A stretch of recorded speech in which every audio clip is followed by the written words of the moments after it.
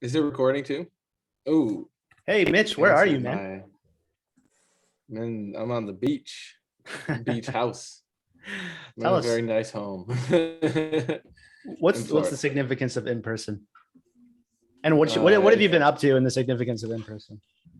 well, Jessica and I have been on a somewhat honeymoon just because we didn't take our original honeymoon and we wanted to come hang out with everyone in Florida. So Call it a here we are. sabbatical.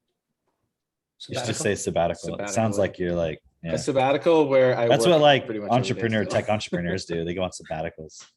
Where he's working. I become closer to God. I feel like sabbaticals are supposed to be because on I the saw sea. Sea God for like 4 days. Oh, there we go. You're actually Drake, what'd you physically say? closer to God. I was saying I feel like sabbaticals have to be on the sea, like you're like on the ocean or something, or in a boat. No. It's probably just because you live in No. Florida. You're just No. associating the word Sebastian from Little Mermaid with sabbatical. Yeah, That's Drake. it. Too That's much it. Disney. How'd you That's know? what happens when you grow up in I watched, Orlando. I watched that movie too many times. That's You what went to happens. Disney World too many times.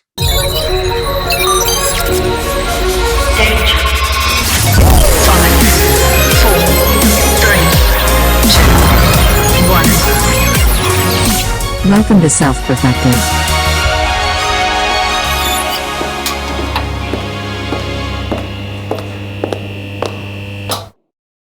So yeah, so in person, right? If you aren't meeting with people in the self-perfected community in person, you got to do that because Hey, you're Mitch, turn up your mic a little lot. bit. If you can, turn up your input Well, okay, I'll turn up my input. by like 10 to 20%, 10 to 15%. Okay, I did it 13%. How's that? Oh, nice. That's great.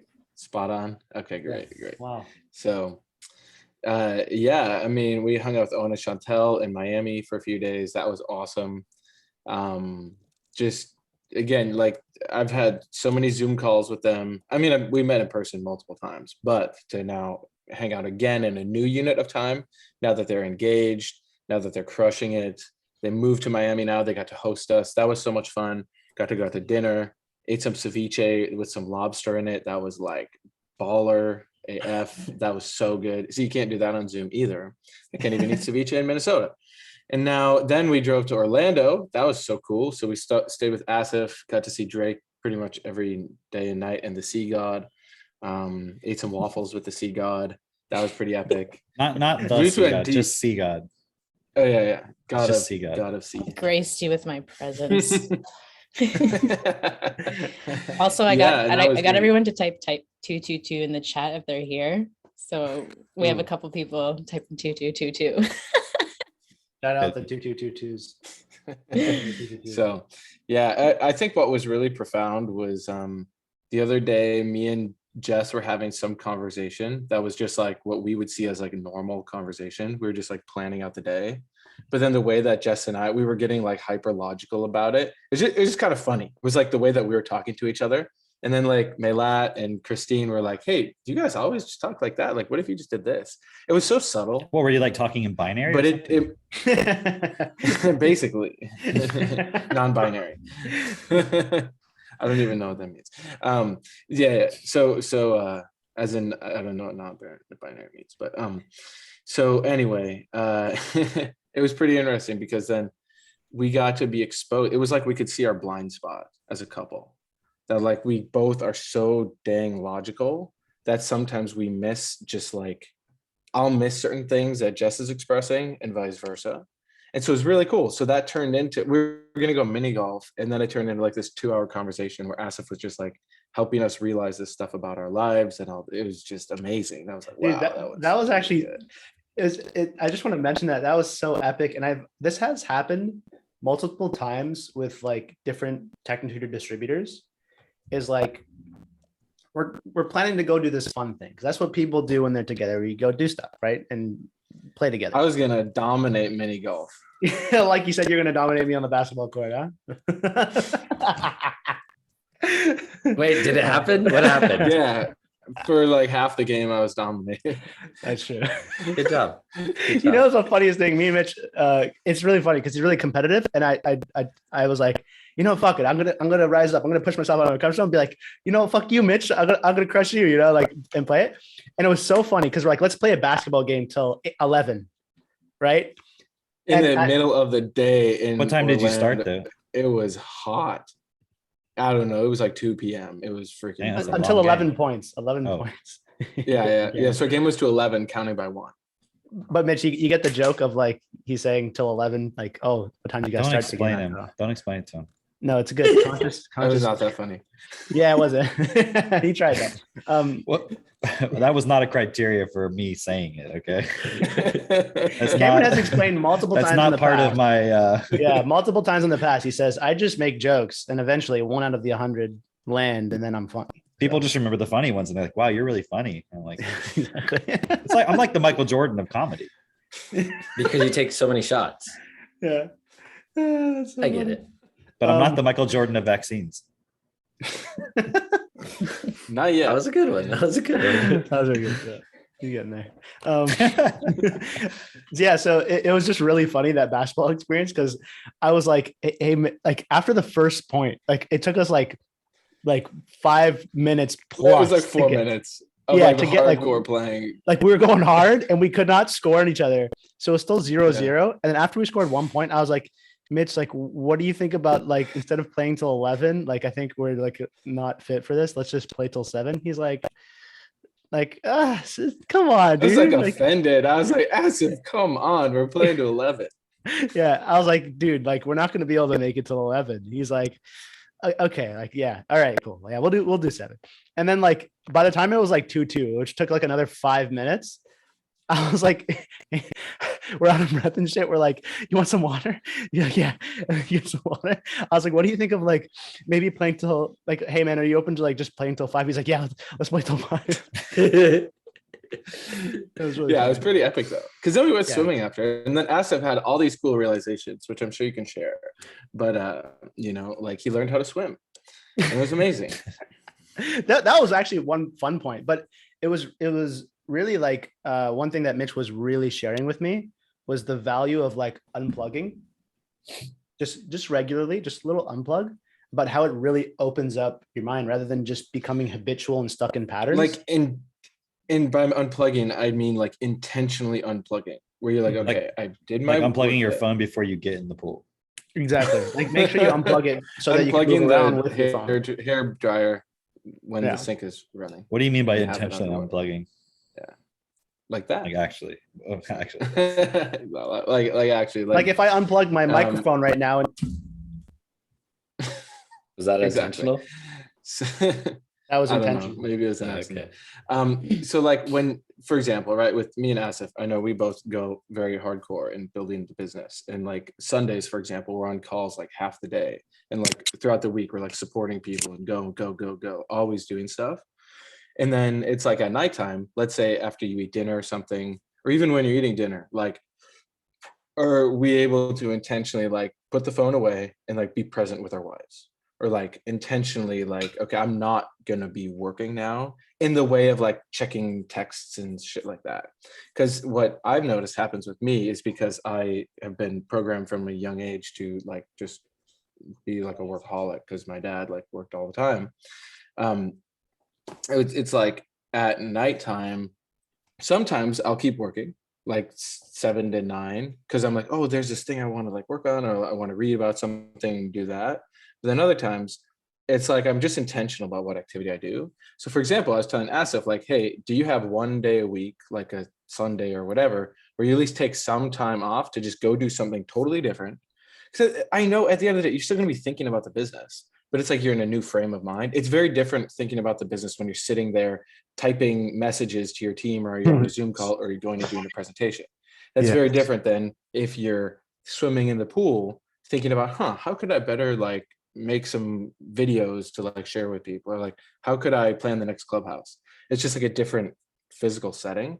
So that's what I was explaining to Asif of like, hey, you have a pool here, like that's freaking awesome. Like I would come once a week, maybe after the Thursday Techno Tutor team call or something, or like sometime where you know you're not in the grind, to then come and like do that. And then what's so cool, because as I've noticed, I've started to do this, like I will like go to bed or like after dinner time, like one night a week, I'll just like do whatever is fun for me and Jess. So we can just like, we'll like go on a walk or something, like listen to some audios, or we'll like go, I don't know, like take the dogs to a park or something. But then it's like recharge, it's like life-giving activity. And then the next morning I wake up and I'm like full. I'm like, yes, like let's go. And I'm like very like ready to share with people, as opposed to in the past when I would go months with no break. I just wake up in the morning, I'm like, I need coffee. I just have to do this. Okay, just keep going. And in the bigger scheme of things, anyway. that's why you go to like a major event every quarter and so forth, Yeah. right? Because it's like you have the microcosm and then the macrocosm of that. And that's why in the big scheme of things, we have like a 9/11 every few years. Exactly. Exactly. Or World War III. Yeah, exactly. Or a pandemic. Yeah. Christine, were you going to say something? Actually, No. Okay, I just saw you unmuted. That's yeah, it was really cool just because that point of like, I know like every week or two, Maylat and I will eat dinner and we'll be like, you want to go for a walk? Let's go for a walk, right? And I just see like just being able to talk over whatever's going on throughout the week and whatever's just been going on, just being able to talk it through with her is always like this, like, oh my God, this was amazing. It's like, why not just make that systematic? Right. Whether it's every week or every day or whatever. It just depends on the individual and what the activity is. But that one day off, it was like, damn, Mitch, that's genius. You know, like it sounds so goofy, right? But it's just like it's like I was talking to Avery about this, because like I know back in the day how he built his career, who's like 6 days a week, all out, all the time. But then he would take like Sunday, I believe it was Sundays, to like hang out with his family, just totally unplug. And then I noticed like Sundays for us, we end up just going beast mode because we have some different calls, and like I'll end up getting on phone calls and like making sales and stuff, which is great, and like supporting people. But then I realized, wow, my Saturday got gobbled up into the clubhouse and all that, and then Sunday as well. So for weeks I was just taking no break, and then I was like, this is bad, because I would realize the times I would intentionally take a break and I would just like find like 5 e-golf audios. I would just go on like an hour and a half walk. I would see the whole next level of the business. Like, oh, so it's like working on the business instead of just in the business. And now for a lot of people listening to this, you might not be doing either, but you think you are. So like a lot of people think, oh, I'm working on my business, but in reality, they're just like scrolling Facebook, leaving comments. Like that's not building your business. Like what we're talking about is like your calendar is full with meetings. You're meeting people in person, you're talking to people online, you're doing all that. Like you're talking to real people and like influencing them to go to the next level. But and a person is not going to be able to change that if they don't become a distributor. Exactly. I'm just making that explicit to everybody, because the reason why they're not doing these things, they're not using TechnoTutor, and then they don't have a real purpose. So, and then if you think about it, even the person who's in the matrix, so to speak, who has a business, but it's just like some random fucking like, I'm doing an e-commerce store or something like that, or whatever it is. Then you have the other person I was just thinking as you're talking, like the average person. Like, I was actually, when Asif was talking about going on a walk with Mayla, because Katie and I used to do that all the time. Right now we have other ways where we kind of do that same thing, but it's just a different thing now. But before we had kids, we would always be going on a walk. In fact, I remember it was on a walk where she told me she was pregnant with Max. Right. It was on a walk where we came up with his name and, all these different things. Right. So, but I was just thinking, like, what's the average person doing with their significant other? They're just fucking watching Netflix. They're not talking about anything. And they're just biding their time until they have to go back to work, or they're doing drugs or whatever it is, Yeah. That's a really good point. Yeah. So it's like the average person, or anyone who's not a distributor, is like, you'll just have these little moments of like, oh, I think I'm working on the business, or I think I'm working in the business, or whatever. But when you can actually really be clear on what does it mean for me to actually like get stuff done, and then what does it mean for me to like unplug, go on a walk, or recharge, whatever, however you want to phrase it, like to understand what that actually looks like. And then when you have that, then it's like you can really build like sustainably. Like you've studied a lot of the Neothink stuff, right, Mitch? Mm-hmm. Or some of it anyways, right? Yeah. And did you read this part about the Friday night essence? Yes. Yes. right? Which is a really cool concept. Do you guys know what I'm talking about? Like basically the general vibe throughout, not the world, but throughout the system of like. No. So what it basically is like, because in the neothink material, he's trying to get people to look beyond just their normal job and then create a business, because that's how you actually play as an adult, is you create stuff, you're a creator. And so his whole deal is he's, it's kind of like the evolution of Ayn Rand and objectivism and all that kind of stuff, where it's like if the average person took responsibility and became like one of the creators of this system and so forth, we could change things, right? It's just because we have all these parasitical type elite, which you probably heard that before, and they just suck everybody and they manipulate everyone based on basic needs and like education, energy, media, stuff like that. And so you need people who are going to stand up and become effective in the system that do it from principle, which is in alignment with what we always talk about, right? Of course, I studied neothink as well. But of course, what neothink doesn't have is all of the destiny process and a lot more context and so forth, right? But in the material, they talk about this thing called the Friday night essence, and what they're trying to do is help a person discover what they can create a business in. Right. Because it's like, what am I going to do? Go create an e-commerce store? But you have no fucking passion for it. And I'm not saying passion is like this necessary ingredient per se, but it's like, that's the reason you're scrolling your Facebook instead of actually doing anything. That's why you haven't talked to anybody, you haven't made any money, and yet you're basing it on, you got one like on Facebook and you're like, oh my God, like I'm doing something, right? So your Friday night essence in essence is, you're like, what would you like to normally do on a Friday night after work's over? Like, you can do anything you want. What would you do? Which, it's funny because if you ask most people what they actually do on a Friday night, what the fuck are they doing? Like go to the bar, scroll Facebook. Nothing, right? But it's like, imagine if someone's like, well, I'd probably paint. I always wanted to be a painter or something like that. You know what I mean? Like, then it's like, it's helping you rediscover what's that part you suppressed, that you didn't get nurtured as a child and so forth, so that you could sort of find your way into, how do I, because if you just go, well, I'm going to start a real estate business on the side, like, it's just going to be another job. You're not going to fucking really put yourself into it. You're not going to think about it like Jeff Bezos thought about creating Amazon. Right. Where it's like, he's fucking creating something. He's got this idea. He's like, okay, we can create this. You know what I mean? It's more like, you're like, well, I'm trying to find some way to not have a job. That's not a sufficient reason. I mean, it's necessary, but it's not sufficient, right? So the reason I brought it up is because, for a while, especially in the beginning when we were starting TechnoTutor, and it was really before I knew any of you guys, I was going into like a lot of the neothink circles, also Jen as well. And in neothink, what's interesting is it attracted a lot of old people.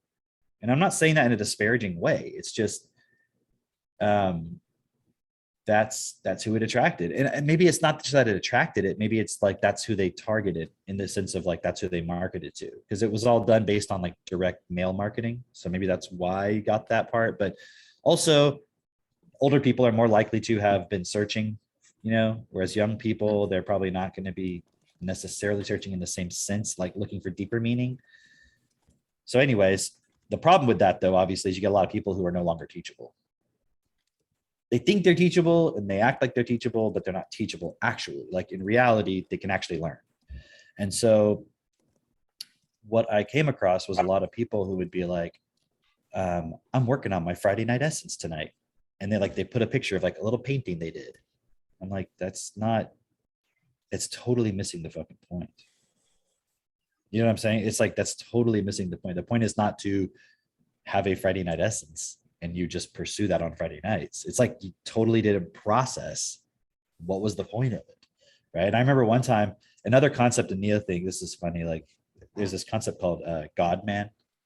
And it's introducing people to the idea that there's not this God externally outside of us. It's us. We are gods, right? And I remember this guy I was talking to one time, and he was like, "Oh, because he was through Jen. And he was like, "You read neothink?" I'm like, "Yeah, I studied all that." And he goes, "Yeah, I have all those books. I've studied that too." He was like, "There's only one thing I didn't really agree with." And I was like, "What's that?" And he's like, "Well, the whole God man thing."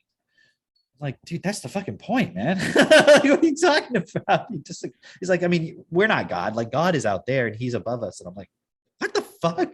but again, can't process it, right? So Mhm. I don't know why. There was a reason I brought it up, but yeah. Well, yeah, in how I see it tying in, because like I remember reading that Friday Night Essence, because they talk about how like the programming goes deep, because like when we were kids we had to go to school, and then you're waiting for Friday. Now it's Friday night, you don't have to do any homework. Even Saturday you don't have to do any homework until Sunday afternoon or Sunday night. You have to now do your homework and get ready for the drudgery of the week. So Friday night is like the biggest, it is like the pinpoint example of like what would you do for fun if It's like, you you're knew just that. like, I got this time to do whatever I want, kind of. Yeah. But then you have to it be was so honest and fascinating. remove all those layers of like, the bullshit that you participate in. Yeah. Yeah. Well, because then I realized when I was reading it, because I can actually read now, it was like in my mind was automatically putting everything together. Like I'm literally doing what I want to do. We have the self-perfected hangout, so I'm hanging out with cool people. And that's what I just wanted to mention. I wanted to mention that real quick, is like that's literally how self-perfected was created. It's like I would rather be talking to people on Friday night than just going out and drinking at a bar. And then we created self-perfected, right? So it's that. And then I was like, I usually then, even Friday night, I'll come up with some sort of cool things I want to put through my techno tutor. Just from the calls, I'm taking notes and I'm like getting new words, new ideas. I'm like, oh, that'll be cool. And then usually then Jessica and I would either go on a walk, or we would find some cool like stuff we wanted to watch on YouTube. And it was like, that was basically like what we found to be the most fun thing to do. And we might hang out with friends or whatever. But I was like, wow, literally, I'm doing that. That's great, because how many people in the world are actually have aligned their Friday night essence, so to speak, with how they make money, with actually creating a world that's best for all. But that's what we're here to do. Like that's what we've now shown. So anyway, that was pretty cool. And then that's what I realized now with traveling and everything. I'm like, oh wow, this is the most life-giving, fun thing I could imagine. We're visiting friends all over the state, and like I'm recharged and I'm tan. So it's like if someone were to listen to your wishes, if someone were to listen to your wishes, your command, and then they were to objectively observe all of our lives, they would be like, oh, you guys are actually getting the results of that. Do you see what I mean? It's like, and you'll have people all across the world, clubhouses that you'll go to, and you'll be able to stay anywhere you go and all this stuff. Dude, like honestly, I remember that was one of the appeals of Jin to me, was when they were sharing this vision of like, you'll be able to stay at clubhouses. We'll have these clubhouses all over the world and all that. And we literally have that now. I mean, Mitch is there with a fellow distributor staying at their multi-million-dollar beach house in Florida on the beach, private beach. And yesterday I was at Asif and Drake's clubhouse in Orlando. Right. Literally, we had a whole group of people talking about this stuff. And people are like, oh my God, this is amazing. I've been looking for this, So it's just really cool to see the creation. There's even more to it. I know that we have a question and we can address that later. But there's just like some really cool points. Just in person, you can just give more and receive more at a higher level.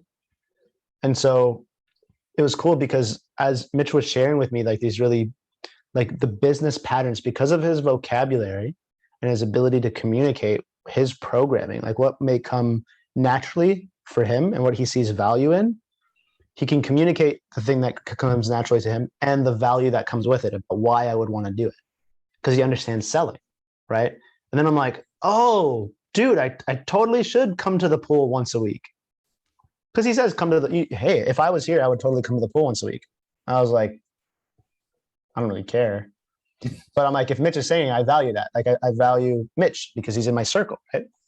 He's a distributor. So then like 5 minutes later, I was like, hey, earlier you mentioned that, like, how come?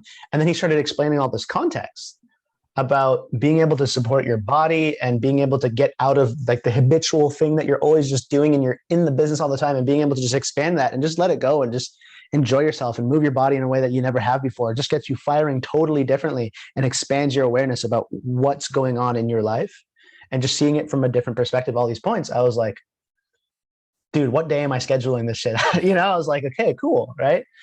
And Melat made this fascinating comment. So what I was shifting, what we originally started with, for those of you who don't like the open loops that we always keep you peeled with, bringing it, and for the people who love the open loops and love the satisfaction of closing it, is going back to when I initially started sharing of this happens all the time with distributors. When Mitch was talking about, we were going to go to mini golf.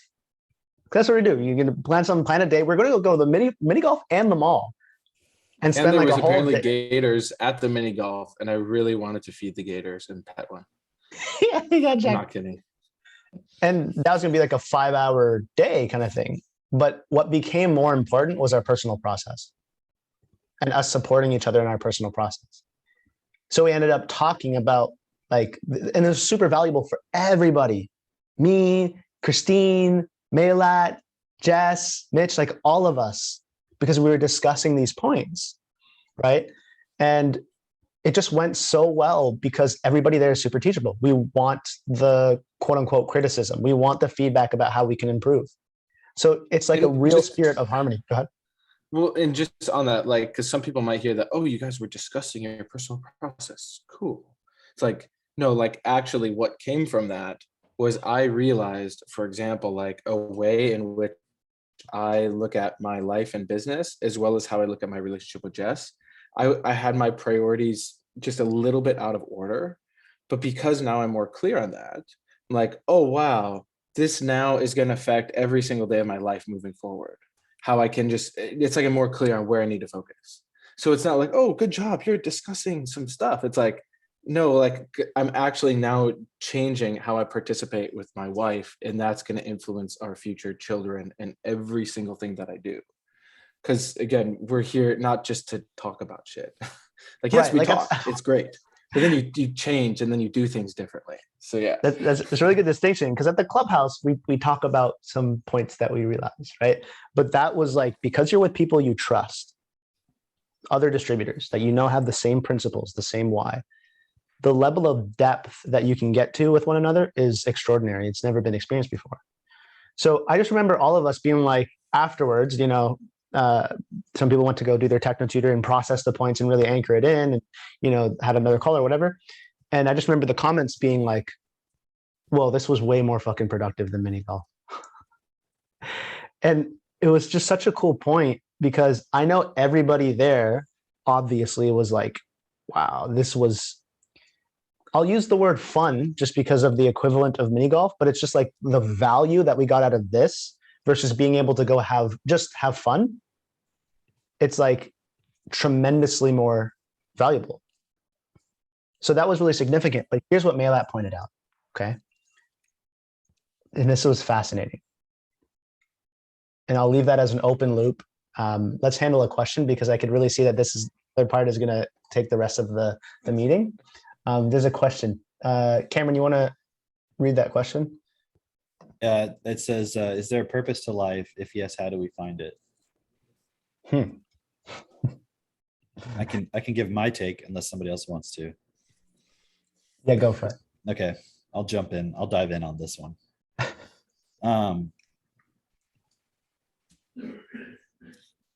First of all, I would say you have to look at it as, are you asking the question from a philosophical perspective?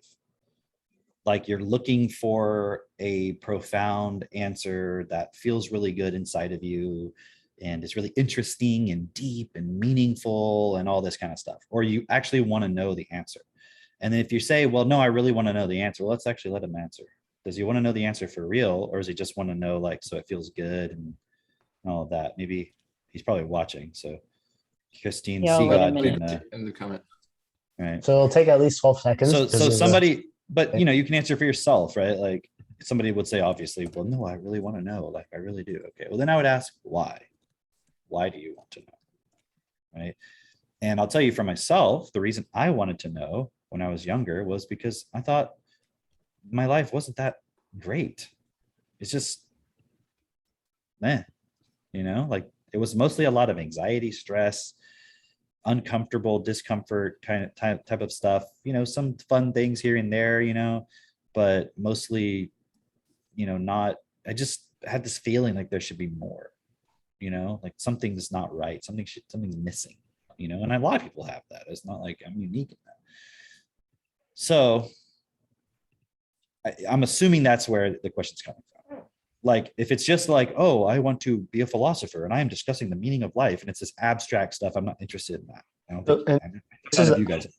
I'm really glad you pointed out that pattern, because it's something I never put words to, but that's where I was at like 5 years ago. It's like, I just want to talk about it because it's such a sexy subject. Right. Yeah, but it's like you might as well just go smoke pot and listen to fucking the Beatles or something. You know what I mean? Exactly. Because that's the only way they sound good. But Drake's triggered. Wow. I'd agree. Wow. What? In my own home? But this is fascinating because, guys, what Cameron just did of being able to extract that pattern behind someone's words, that's vocabulary. And that's a result of you walking your process.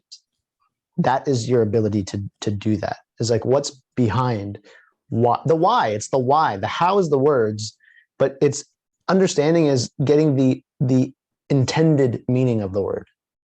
Right. Yeah. So then the point is, okay, so if the person says, well, yeah, I do feel that as well. Right. And that's kind of where my question's coming from. Then the point is like, okay, cool. So now you understand that is reality. That's the reality of your life. That's it. So I do feel what as well?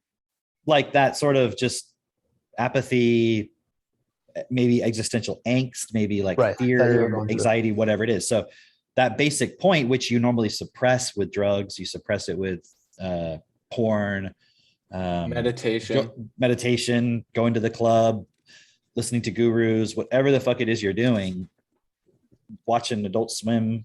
I don't even know if they still have that. That's what I used to do when I was in college, right? Watching Adults Swim. But my point is, you do all these things because you're trying to cover that up. So somebody might say, oh, my life's really fun. It's like, well, stop all the drugs, stop all that stuff, and then see how you feel, right? So if you acknowledge, okay, I have that feeling, well, then you have to understand within everybody is that feeling. Whether they acknowledge it or not, I don't need to prove it. It's just a fact, right? If you're honest with yourself, it's like, well, that's obvious. I don't need to go survey every person in the world to know that it's there, right? Everything everyone's doing is to cover that up. Some people have lives that are pretty fun compared to most other people's, but it's simply because they're in a system where they have the right vocabulary, which is education, and access to resources, and the know-how, which is your vocabulary of how to use that to be able to access things that other people can't access. And that could also be relationships. It could be experiences, activities, things other than just having a Ferrari, right? It could be lots of things that you just don't know about, going to nice restaurants, stuff like that, being an artist, whatever it is, there's things people can access. So the world is not set up in a way to give everyone equally an opportunity by preparing them equally to choose freely what it is you actually want to experience and have all of that available to you. You're actually just given based on your genetics, your environment when you're born. You're just given, here's your life. And no one breaks through that, not without the tools that we're talking about. And so, and also with the tools, you only break out to a certain degree. Right. You only break out to the degree that you realize the answer to this question. And then the full realization of breaking out is getting everybody else to understand and break out with you. So there is no, I got the meaning to life. I got the answer, the purpose to life. And now I'm good. I'm enlightened. It's like, no, cool. I can keep doing what I'm doing, but now that I understand it, it's like, cool. I watched this video. I sent it. I don't know if I sent this one to you guys this morning. I was up at 2 a.m. I don't know why. I woke up. I couldn't go back to sleep. And I mean, I could have forced myself to, but I was like, I'm just going to get up. And so I was like, did the dishes. And then it was too dark to go out and work on the garden. So I just watched like this random YouTube channel I found, which is pretty cool. It's got like sort of philosophical type-ish videos. But they're Did good. You learn the meaning of life? They really hit the purpose of life. Still looking for that one. But there was what was the name of that one that I put in the Self Leaders Club chat? Do you guys know what I'm talking about? There was in the Self Leaders Club or Team Life? Yeah, let me just look real quick. I posted on here everything we don't see. Oh, the reality prison. Yeah. Okay. Okay. So it was like basically it's describing this experiment where, or it's a thought experiment, meaning it's just like a pretend made up thing. And y'all have heard of the allegory of the allegory of the cave from Plato? Yeah. Yeah. Yeah. Mitch, looks like he's focused. Right. Most people have heard of it.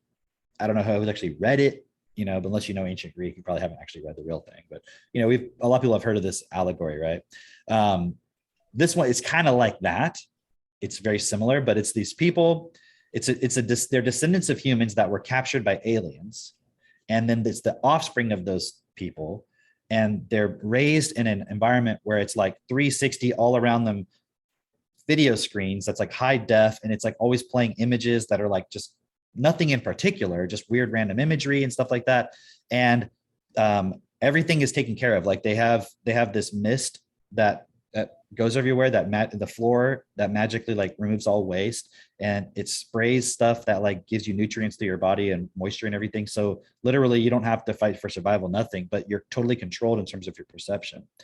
And at one point, this guy, he's like sort of the philosopher guy of the group who helps come up with words for different things they see, and helps them develop language out of that and so forth. And he's sort of the thinker within this society of people living in this condition. And they obviously have no contact with the outside world. And at one point he's really like, he's looking up really close to the screen, and just like he always does, like trying to like see something. And then he sees this crack. And at first he can't really tell what it is. It's like two-dimensional to him. And then he starts like touching it and poking at it, and he feels like the depth of the crack, and he starts like digging, and it's like a hole. And then he like creates a hole and is able to dig his way out of this thing into this outside world, outside of this big building that they're in. Okay. So now he's like out in real three-dimensional world on this planet. Right. And he's like, wow, like at first he's totally disoriented. Like, what the fuck is all of this? Right. And then eventually he kind of understands like, okay, there's the reality that I was in is not the real reality. So he goes back in and tries to tell people about it. They're like, the fuck are you talking about, dude? Like, you're crazy, whatever. Finally, he convinces some of them to go with him. Some of them come with him. And then some of them, after they see it, are like, whoa, shit, you were right. Some of them were like, I don't know what the fuck this is. I want to go back. Okay. I mean, it's kind of like what you would expect in normal life, right? But what's interesting is they become like enlightened. That's how they consider themselves, right? Meaning they're enlightened. They know the truth about reality, right? Then what? So then he takes a group of people. He's like, I'm leaving. I'm going into the real reality. Takes a group of people with him. They go into real reality. Okay. Then one of the people who stayed behind eventually is like, you know what? Fuck this. I should have gone with them, but I'm just going to leave now anyways, even though they're already long gone. So she leaves and she goes out into the reality, but in a totally different place. And she crosses some perimeter, and there's an alert that's sent to one of the aliens, like who's like a security guard. And he's like, oh, got a little alert here. Someone's like, yep, someone breached the perimeter. Okay. Oh, we see these other group has already left. We just didn't see them before. All right, cool. We got it. All right. And he's like, we had a layer 1 breach. Okay. So now they're on layer 2. All right, cool. And they looks down the screen. There's like 1,000 layers. Okay. So I wanted to give all that context because notice this was the YouTube video. Yeah. That's great. So I just spoiled it for you, but I mean, I put it in the Self Leaders Club, but good. I had to give it to everybody here because obviously they're not going to be in there. So my point though is that what I was looking at within it is how layer 2 is enlightenment. And he doesn't make any specific points about that, but it's like, you're still not seeing the point all the way through. You're still trapped to a large degree. And anybody who's claiming that they're enlightened, they're just having a different experience, but they haven't fundamentally changed their relationship. It's like they're still just in the outside world going, oh, what is this? Just like they were before. They're not actually enlightened. There's nothing has changed. They're just exposed to a different environment now. And that's where most people who start to break out, that's where they end up. That's it. You see what I mean? Like they end there and then they go, I got it. But then all they're doing is trying to create an experience within themselves of feeling really good about their existence, which is the same thing that they were doing before when they were just going through life, watching Netflix, doing drugs, doing all that stuff. The only difference is now they've come to some realization that the answer is within, and it's not all this other stuff that everyone's doing. It's this other thing, but that's still the same thing. Do you see my point? It's still just another layer, and you're still trapped in the same fucking thing. So I'm giving that context because what do most people think the answer to life is? They think they've got it when it's like, well, it's enlightenment. It's about becoming happy. It's about this spiritual thing, all right? And what I'm saying is not that either. There's only one purpose. And if you think about it, he asked, what's the purpose to life? But first of all, what is life? Like, have you defined for yourself what life is? Because life is a thing. It's like if you ask me, what is the purpose of hammer? And I would be like, well, describe it to me. Okay, it's got a handle. Okay, so you must hold it somehow. Yes. Okay, that makes sense. It has a hard part on the front, and it's got like a sort of weight ratio to it. So like, okay, so if you swing it, it applies some kind of force through leverage, and it can hit something and maybe drive things in or damage things. So now we're looking at the actual fucking purpose of the hammer based on the way it's designed. So like, what is life? Life is,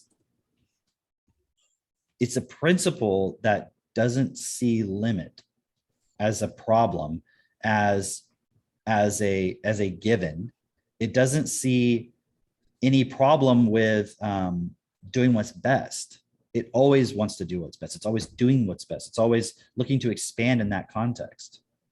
Anything else would be not life. And if you just think about it, if you don't always do what's best, what's the inevitable consequence of that? Some damage, some limitation, some damage, some hurt, something comes back onto you and will deprive you of life. So by definition, life itself is always going to do what's best. So it's that principle, right? So what's the purpose of life? It's just that. There's no purpose beyond that.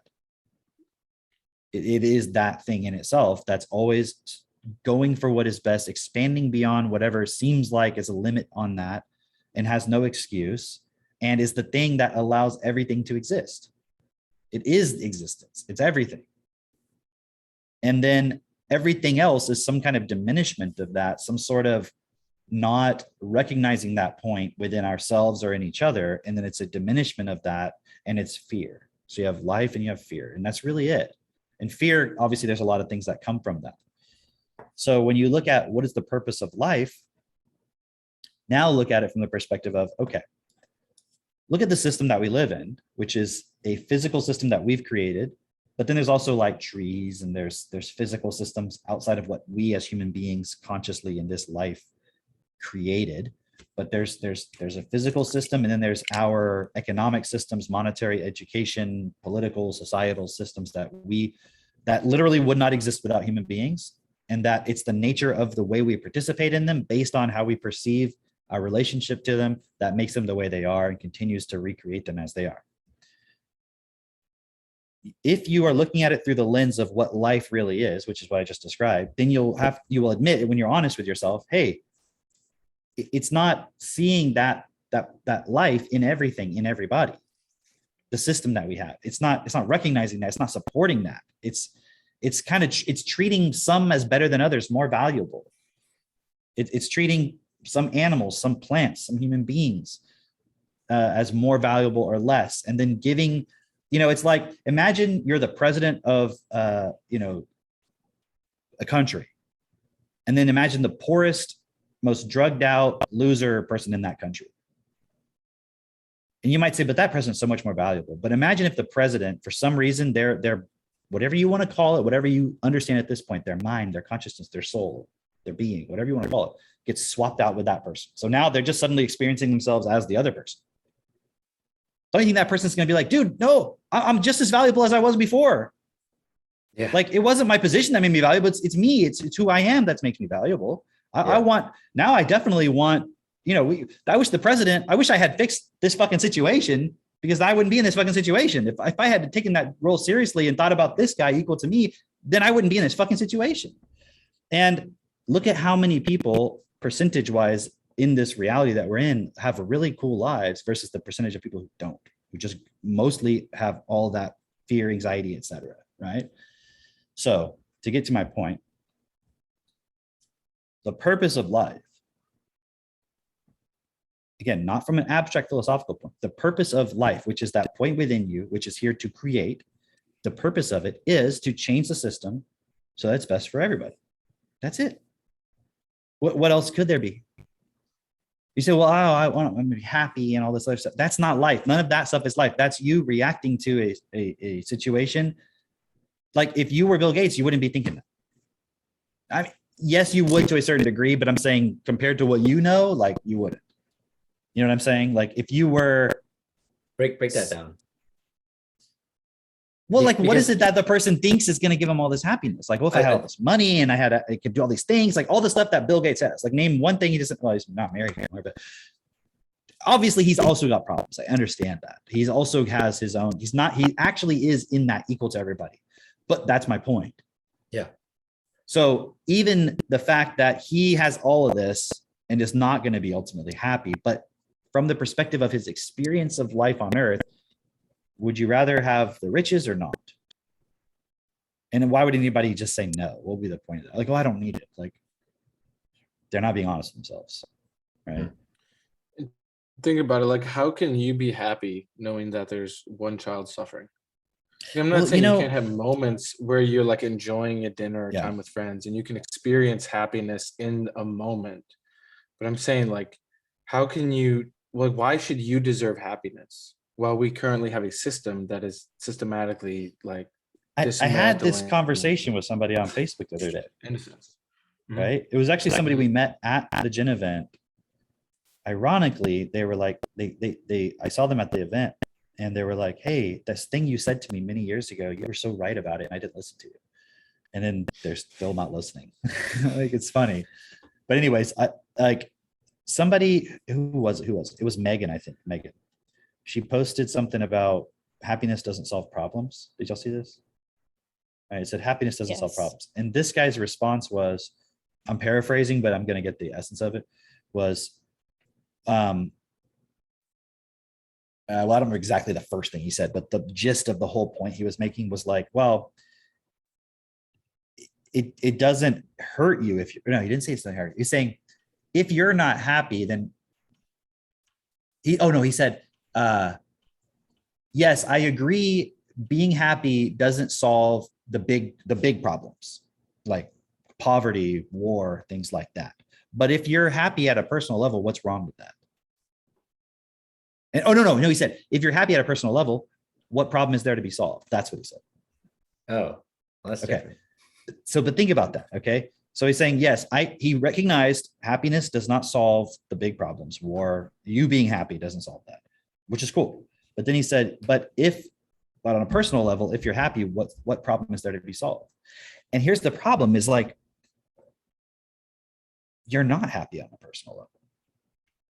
And then when I pressed him on the point and I said, well, I made basically the argument that you said, Mitch, which was like, well, how can you actually be happy if there's all this stuff going on? Like, what are you doing about it, with your life? And if you're arguing that happiness doesn't get in the way, he also made that point, is like, it doesn't get in the way of it.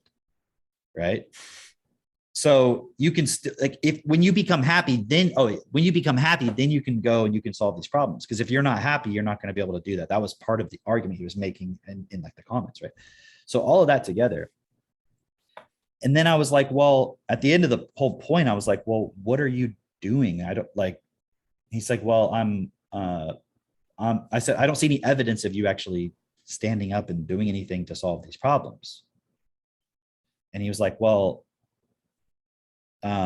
that's because, I don't post stuff on Facebook or whatever. He's like, I am doing those things. I'm like, well, how? Right.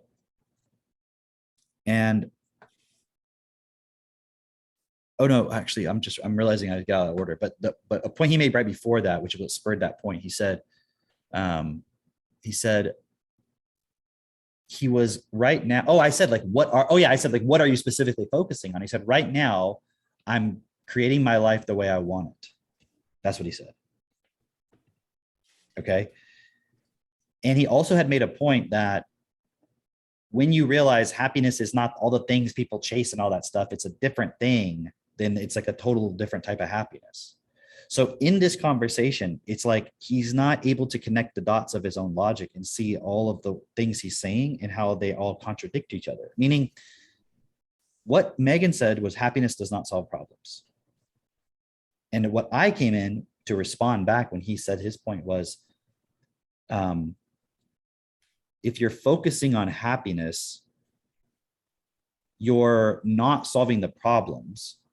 You're more concerned about yourself, and you're never going to be able to solve that problem because of all the problems in the world.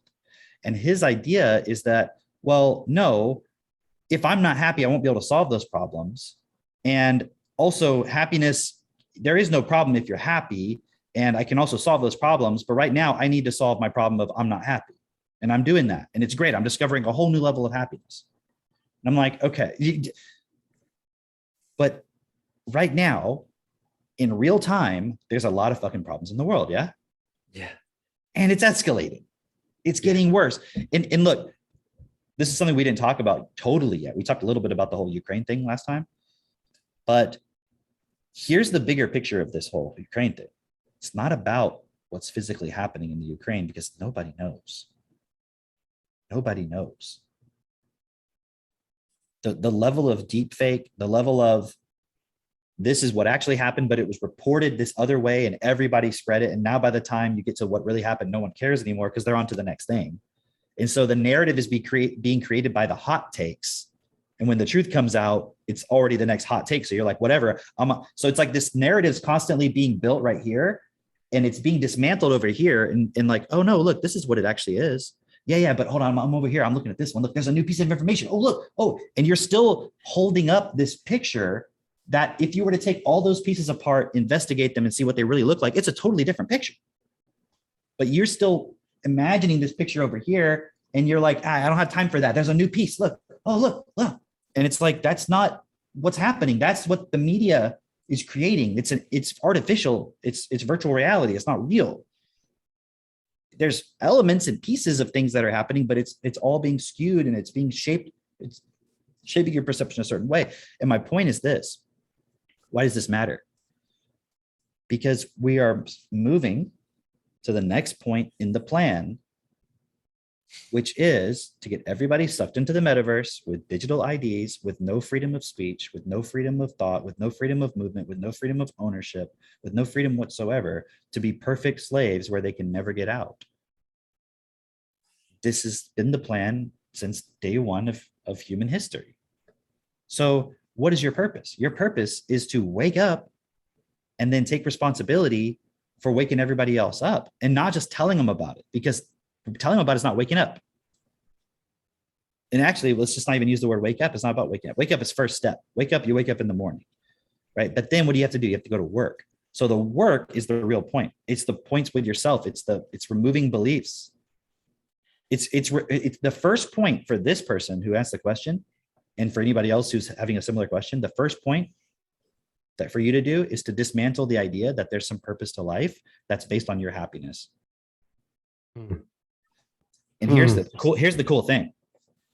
If you do what I'm suggesting, which is work together and let's change the system and stop all this bullshit that's happening, and then also put in things that's best for everybody.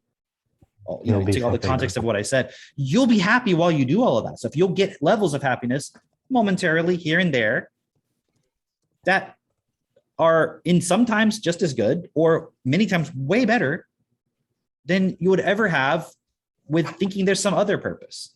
Because it's actually real. Like, well, it's like, but you see my point. That's if you what give I've up noticed here on this trip.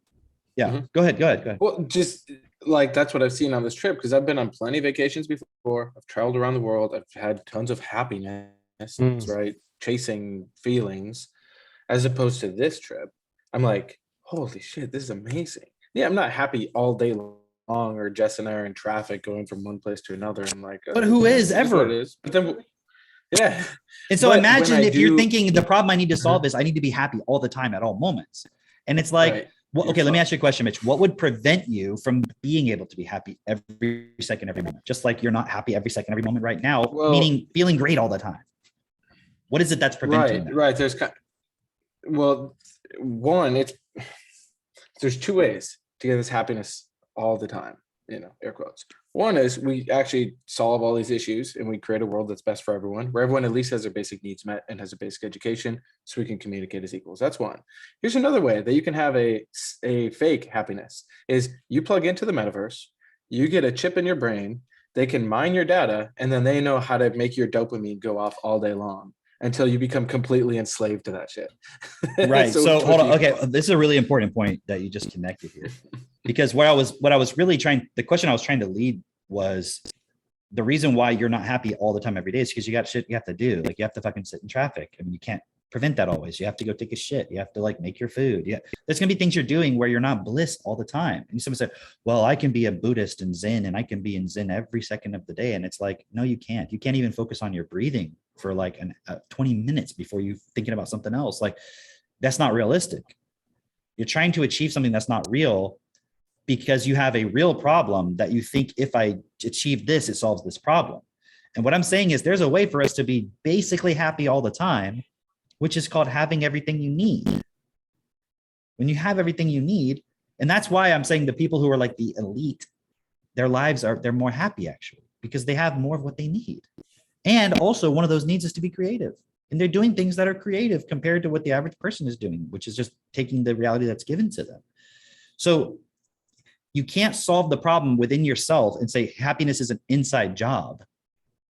The only thing that was an inside job, well, I can't say it. We know. But when people say that, it's like I can go inside of myself. Like I was watching a video on Stoicism today, and that was apparently one of their deals is that you can't control outside circumstances. You can control how you feel and how you respond. But there's like truth to that. But they're also, they're not like you need to feel blissful all the time. They're just like, you need to be like, I don't give a fuck how I feel. Can I Like, also just add a comment here, Cam? It's also very easy to pursue happiness when you live in like North America or like a first world country. So all these people making these comments like, oh, the purpose of life is to pursue happiness. It's like, well, you live in North America. But the ironic thing, which is what Mitch was just pointing, this is where it all connects. How's Canada doing? Right. How's the first world doing right now? Like we've been saying for a long time, guys, it's coming for the first world. How many times have you heard me say that? Even like before we had a podcast, anything, just when we talk to each other, it's like, this is coming for the first world. Like we need to wake up people in the first world to realize it seems like your life's just fine and everything, but all the stuff that you perceive is happening in these third world countries it's going to happen to you eventually. So think about it. If everyone's saying, no, the purpose of life is to be happy all the time, guys. It's to always feel constant, feeling good. There's only two ways, like Mitch said, there's really only one way to do that. It's not the way of changing the world to be best for all.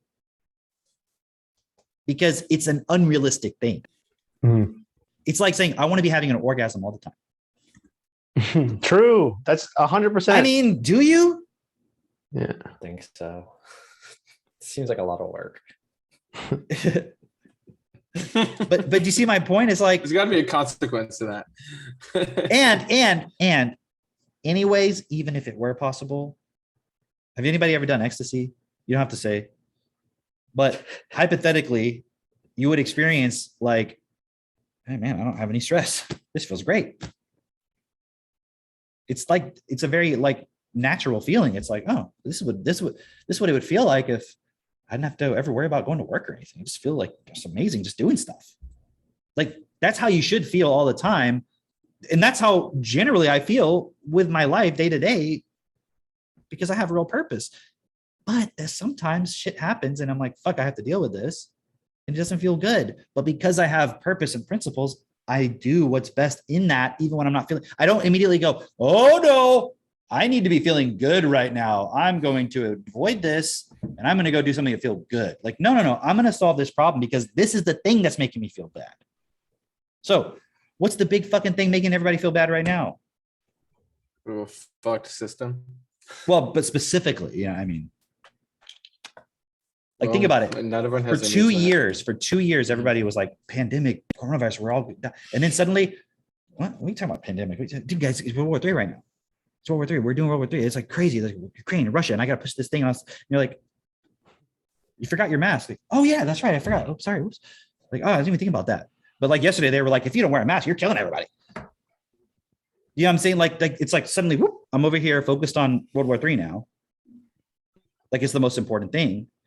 That's the thing that's causing everybody to have problems. It's not Putin. It's not Zelenko or whatever the fuck his name is. What's the guy's name?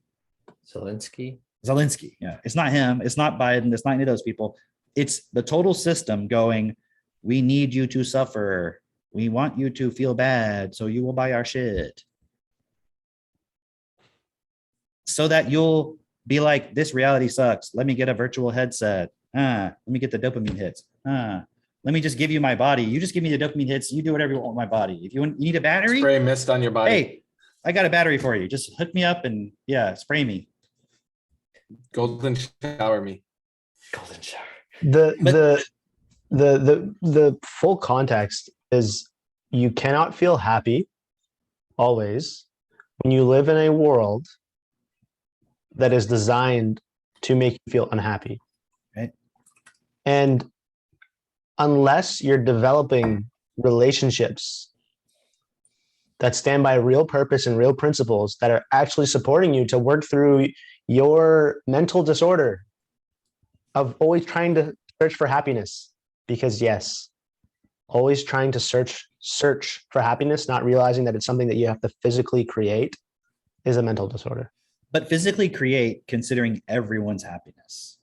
And people will react to that. They'll be like, but that's communism. Like my happiness is my own thing. It's not anyone else's problem or whatever. And it's like, but guys, look around. Everyone has that attitude. Yes. Everyone thinks that. And it's literally becoming global fucking dictator, totalitarian, whatever you want to call it, because everyone has that attitude, because they're not willing to consider, like I consider my children. Hey, we were telling Max the other night, I'm like, we do things that are really difficult and challenging for ourselves sometimes because we want you to have the best education environment and so forth. And that's rewarding to us in itself. But it's not fun staying up late at night when your baby doesn't want to sleep or something like that. But you do it, you could just be like I was talking to someone the other day, they're like, well, when my daughter was, 6 months old or something like that, like I just let her cry it out, and she cried it out for 43 minutes. And then she didn't do it anymore. Just let her cry in the room. And I'm like, and your daughter fucking hates you. And I'm not trying to be spiteful about it, but that's not a good strategy. Yeah. Mm-hmm. Like my parents did the same shit to me, and I don't like my parents. And I didn't like them. I mean, I've forgiven the points, but I'm saying when I was a teenager, I fucking hated my parents because I know they abused me. Parents don't want to admit that. So it's like when my daughter cries, I fucking hold her. And if she's crying to deliberately manipulate, I say that's not acceptable. I'm not participating. Stabilize yourself. And if you want, I'll pick you up, hug you, whatever you want to do. I'll hug you right now. But crying to manipulate me to do this thing that's not best for you, we're not doing that. I'm not going to punish you for it, but I'm just not participating. Like, you see the difference? Yeah. What were you going to say, Drake? I was going to say it's that point that I think a lot of people miss, is the reason why they want their own happiness or whatever is because in their home, they weren't given that. It's what you're saying right now, right? But it's like happiness in your home and most people's home environment is whatever your parents say, that's what we're all doing. This is good for all of us. And like, that's their understanding of like best for all, communism, all that stuff. It's not a real understanding of it, but that's their limited understanding of it. And their understanding of just life in general of why they need to seek happiness. And you were making this point, but you just touched on it really briefly. And I think it escapes most people, is that you didn't have a great childhood. You didn't enjoy it. And so you're trying to make up for it now, because if you had everything that you needed in order to support you to be stable, this is what you would be doing. Right. And even if you had an enjoyable childhood, you still weren't prepared effectively to be an adult. It's like you were just having an enjoyable childhood on the backs of your parents, but they didn't know how to prepare you so that, like, I know we're probably going to end soon, I'm assuming, but I want to tell this, just to give a little quick context. Cause like I tell the story in our distributor call or on or another meeting or this or that, but it's like, I want to make sure I say it here. Like, Seneca is fully reading now. She's 3 years old. So I just want to give a quick update in case anyone thinks I only ever talk about Max. Like, I put the videos up there. You can go see them on my YouTube. But again, Max is like the cutting edge of everything because he's the oldest child, right, in our family. So he's always kind of doing it first, right? It's over the past, like, I don't know, you guys maybe haven't been observing. Have y'all noticed this shift? This sudden, like, he's doing things he wasn't doing before? I'm in it every day. I'm seeing it every day. Yeah, Jesus. But I mean, I was telling y'all crazy. about it, so you're probably seeing what I'm saying. Like, It's like the little entrepreneur in him has really activated. From it's the entrepreneur. It's Like the everything. scientist. It's the fucking It's everything. It's just everything. the expression of The integrating. actor. Uh-huh. Like, so what I've been doing is in between things, or like if I'm doing whatever I'm doing, like if I'm always like, I'll take a moment and I'll download a bunch of videos for Max and Seneca, and I have to, like, you know, scan, make sure there's no ads, do all that stuff. But then I'll bring them home on my phone and then I'll airdrop them onto their computer and tell them what I got them. And so I've been doing that for like the past few weeks now, and I'm getting Max, like, and then at first it's like, you know, stuff on electronics, because I know we spend a lot of time doing that stuff. And then it's like, Katie was like, can you get him a video on drawing? And I got a bunch of videos of like how to draw a cat, how to draw a fish, how to draw, and like Max is like drawing these cats now and stuff like that. I'm like, that's cool. I got Seneca like videos on ballet, and she's like, look at my arabesque, and she like does an arabesque, like a little kid version, right? Wow. And I've been getting, like, Max made this book. I put it on my YouTube playlist for the kids, of a book he made called Max's Binary Book.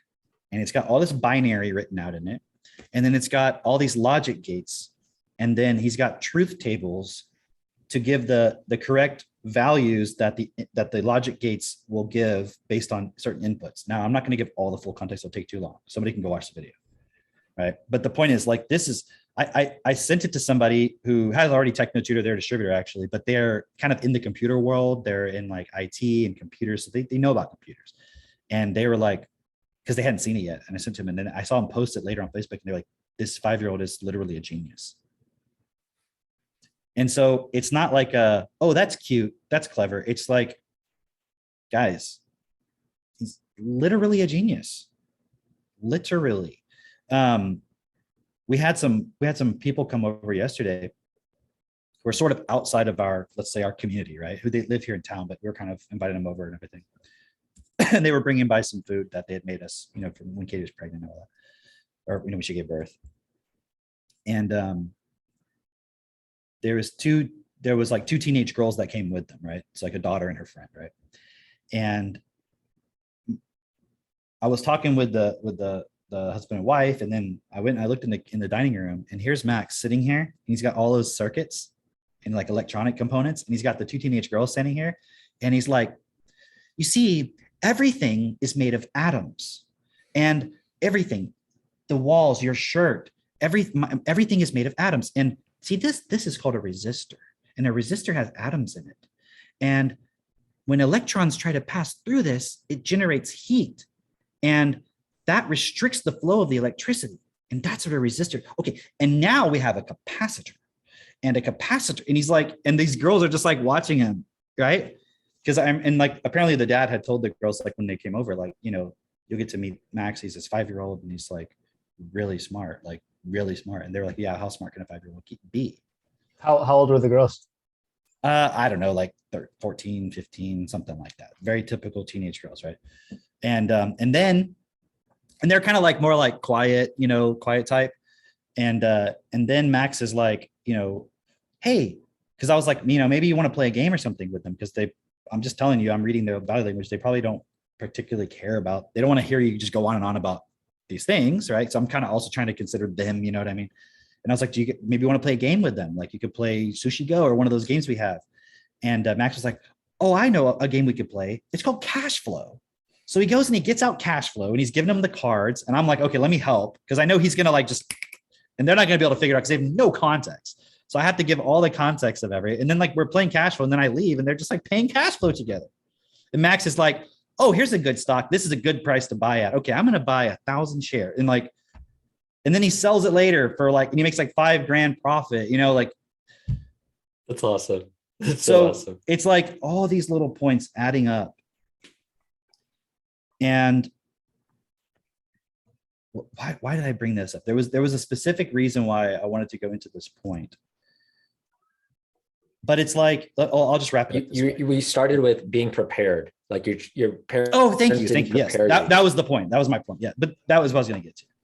Like, we're not just preparing him as we were prepared. A parent thinks, oh, I'm preparing them for the future because I'm putting them in school and I make sure they do this and do that, like all the things that you did, which didn't prepare you.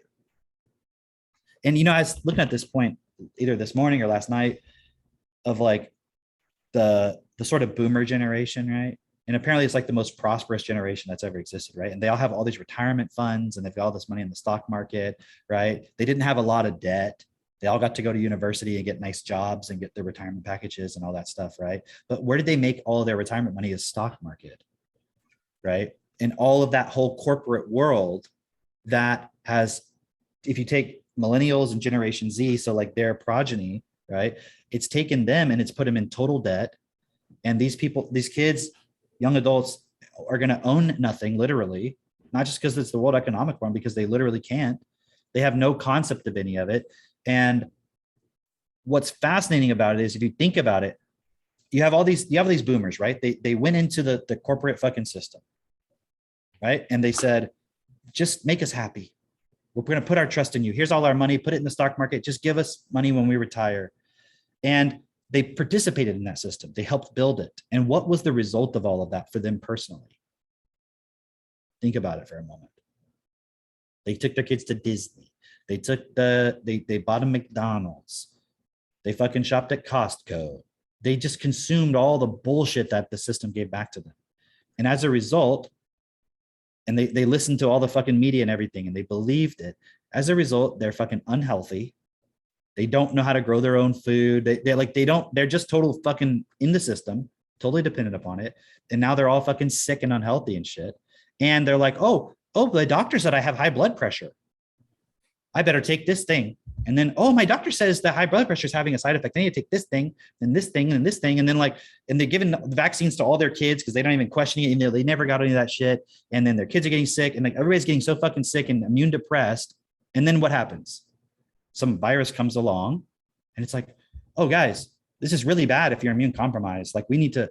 So then that generation, which fucking lived off the system and helped enslave everybody into it, then says, you all need to sacrifice because I'm so fucking sick and fucked that the things that I did are coming back to hurt me. And now I need you all to sacrifice so I can continue. Right. While it was just a big game to get everybody to buy into the next point, which is, you need an app on your phone that says where you can be and where you can't be and what you can do and what you can't do. You see, it's like the next piece and the next piece and the next piece. So when I say we're preparing our children, I mean, like, Max is already smarter than me when I was in high school.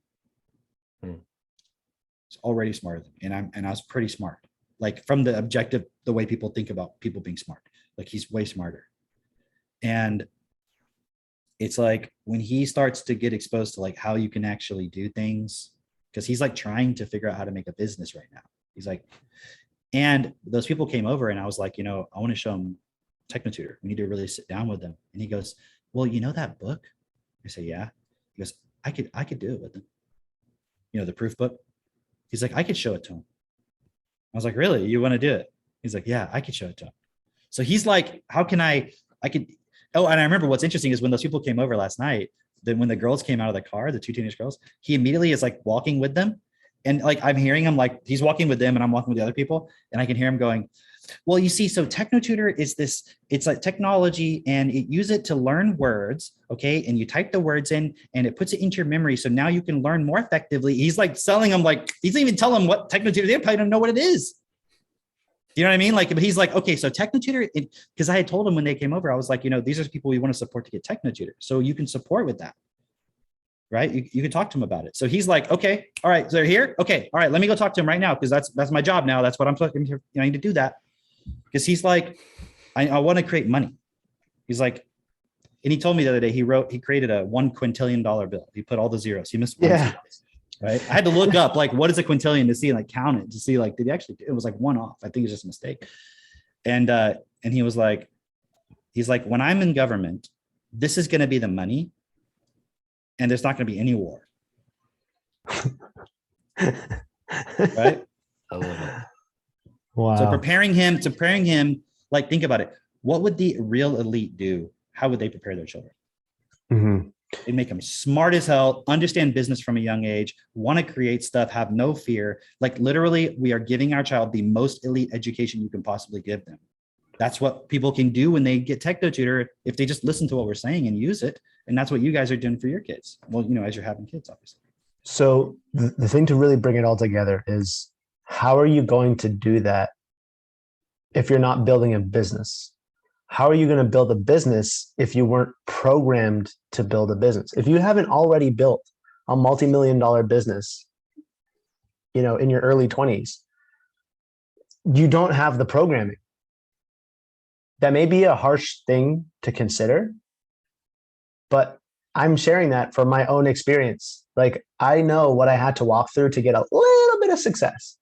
And it's ridiculous. Like, I couldn't even conceive of these things before I was walking this process. When I was all into personal development, myself, my brother, I know Mitch has been through this, Drake has been through this, Cameron's been through this. So many people listening to this have been through this. It's like, you listen to all personal development, and then you find techno tutor, and you become a distributor. And then you start really walking the path of personal development to really change who you are. And then you realize, holy fuck, I had no idea what actual change was. You will not be able to do this. This is the number one thing, the very first thing that Kevin prioritized in communicating in Your Wish is Your Command was, every successful person is part of a group. The thing to consider is, Kevin's group got his ass in jail. What I'm suggesting is, you don't know a game-winning group. You don't know the group that's actually going to take you to the finish line. The finish line being, you actually understand what you're here to do with your life and can change in a way that you've never even conceived of. Because I say this every single time that somebody becomes a distributor, if they get techno tutor and sincerely dedicate themselves to the process and they do everything that we're considering, you're going to be unrecognizable in a year from now, because it's real change. But here's the thing. What we're talking about, this podcast, it's for the people who want to stand up, speak up, stand out, and speak out. It's for the people who are like, fuck, I'm actually seeing the purpose of life. In the current context, life is here to create. And right now we have a system that doesn't facilitate that creation. So we have to change the system to provide the conditions so that we can live our life, so we can live, so we can express, so we can create. What that requires is a group of people who know how to change. And the reality is, if success is genetics and genetics just comes from your parents, like the elite say, the elite don't know how to change. The elite do not know how to change. They were born with it. Donald Trump, you're born with it. They don't know how to change. We do. We have the factual, real results. Because here's the reality, based off, quote unquote, the facts, that everything is shared in success and all that stuff about it's blah, blah, blah. Cameron was never supposed to be the father that he is today. He wasn't supposed to have the business that he has today. He was not supposed to have that sexy ass antique fucking furniture behind him, sitting in his own office with a real stability and 30 acres plus of land, and he's buying more. Like, that wasn't his destiny, but he changed his destiny because he had the right tools, the right support. We are now expanding that in a way that's never been done before. And here's what I mean. There was Bernard on the Destiny Farm that was able to support people so specifically that it was changing, was life-changing for people. And Cameron and Katie were able to replicate that on their property. When we met them in Houston 2 years ago, Mitch recalled an experience of like, oh man, Cameron shared this particular point for that took my relationship to the next level. Because that's what you can do when you're in person, you have those groups. So Cameron was able to take what Bernard shared, use the tools of equality to raise himself equal to the ability to support other people. Now he was doing that for a small group of people, right? And then guess what? Those people are now creating their slice of paradise on earth. And this was the comment that Malat made. the support, Mitch, that we got, all of us in that little group, that 2-hour, 2-hour conversation, instead of going to mini golf, where else are you going to get that support? Nowhere, unless you're with distributors. That's it. And what Maylat shared was like, afterwards, this is the comment she made. She said, you know what's so amazing? That we can do this now without Cameron and Katie being here. And then it hit me. Oh, that's what we're here to create everywhere.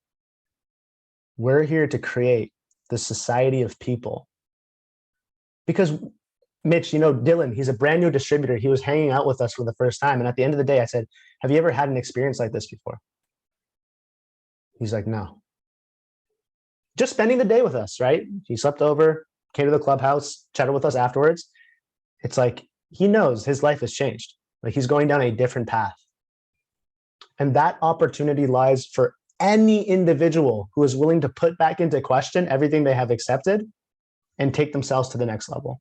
The thing that became clear is what we're here to do with the clubhouses as distributors is to go beyond church, is to go beyond any group that has ever been created, where each individual can support another individual in a way that empowers them to actually take more responsibility in their life. Nobody else is doing that. You don't know. If you're not a distributor, you do not know another group that can do what we do. And then when I say we, it's not because we're special. Because guess what? 2 years ago, I was fucking brain dead retarded. 2-3 years ago, right? My point is, I've developed myself because of the support I've given, so I can give that support. And now, again, 2-3 years ago, Mitch was like not there. Now he's at that point where he's supporting, he's gotten the support, and now he's giving support. All we have to do is systematically support ourselves with the tool in the context of the purpose. So you don't just support yourself to have a better golf swing or any bullshit. It's like you're working towards a specific purpose with definiteness of purpose, right? Singular focus. And with the support of a group, being part of the right group, being plugged in on a systematic basis, using the tools to support yourself, walking through your fears, there's no stopping us. There is no stopping us. It's game over. Because the starting point is the end point. We've planted the seed so perfectly, so deeply in the ground, and we know the result of the seed, the fruit that it bears. We're just doing the regular maintenance to make sure it grows the way we want. You see what I'm saying? So if that's something you want to be a part of, don't sleep. And don't just wake up. Because when you wake up, sometimes you hit the fucking snooze button and you go back to sleep. Don't do that. Actually be part of the group that's making the real difference. Because if not you, then who? At the end of the day, this is the thing that I always consider is I know that even me being part of this, it doesn't stop. That's the beginning. You're not at step one. You've reached enlightenment. Oh shit, I should become a distributor. It makes so much sense now. Okay, now you're at ground zero. Now you have to start building yourself to the person you need to be in order to make a difference in the world. What I realized is this is up to me. Even if I don't do it, I know that Drake and Mitch and Cameron are going to keep going. And also understanding that just because Cameron and Mitch or Drake are doing it, they're not doing it for me. My life is not going to get better if I don't do it for myself.